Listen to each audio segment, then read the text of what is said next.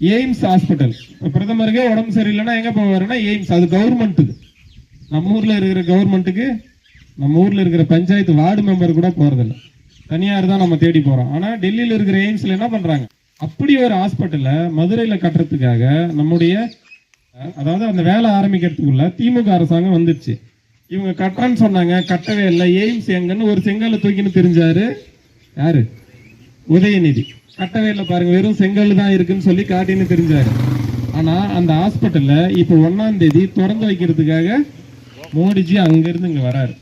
அது எவ்வளவு பெரிய ஹாஸ்பிட்டல், பிரதமரே ட்ரீட்மெண்ட் எடுக்கக்கூடிய அளவுக்கு மிகப்பெரிய ஹாஸ்பிட்டல், எல்லா வசதிகளும் இருக்கக்கூடிய ஹாஸ்பிட்டல். அப்படி ஒரு ஹாஸ்பிட்டல் நம்ம மதுரைக்கு வருது. அந்த ஹாஸ்பிட்டல் கட்டலன்னு சொல்லின்னு தெரிஞ்சவரு இன்னைக்கு திறப்பு விழாவுக்கு வராரு நம்ம மோடிஜி. இவர் எங்க போய் நிப்பாரு இன்னைக்கு? அது இவ்வளவு காலமானதுக்கு என்ன காரணம் தெரியுமா? அந்த ஹாஸ்பிட்டல் கட்டுறது லேட் ஆனதுக்கு.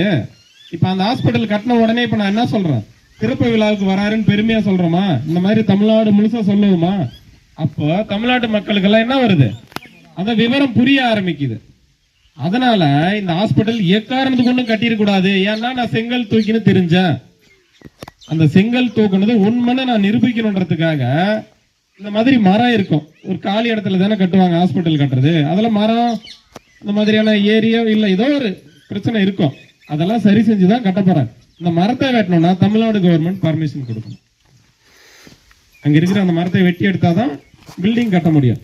அதுக்கு பர்மிஷன் கொடுக்காம வருஷ கணக்கா இழுக்கடிச்சாங்க. என்ன மரத்தை இன்னைக்கு வெட்டினா நாளைக்கு வேலை ஸ்டார்ட் ஆயிரும். அப்ப அந்த மரம் அங்கேயே இருக்கணும். அவங்க கிட்ட பர்மிஷன் வாங்கணும், இவங்க கிட்ட பர்மிஷன் வாங்கணும். இன்னைக்கு நான் லீவு, அவர் லீவு, இவர் லீவு. உண்மையாவே இது இவ்வளவு நாள் தரலாம். அதையெல்லாம் மீறி அந்த ஹாஸ்பிட்டல் இப்ப கட்டிட்டு 1ஆம் தேதி மோடிஜி மதுரைக்கு வராரு திறப்பு விழாவுக்காக. இது எவ்வளவு பெரிய சாதனை. இந்த மாதிரியான தடைகள்லாம் நம்ம நீக்கணும்னா இந்த மாதிரியான ஒருத்தர் இருந்தா என்ன பண்ணுவாரு? அவரோட கையாலாகாத தனத்துக்காக நமக்கு சேர வேண்டியதெல்லாம் தடுக்கிறாங்கன்னா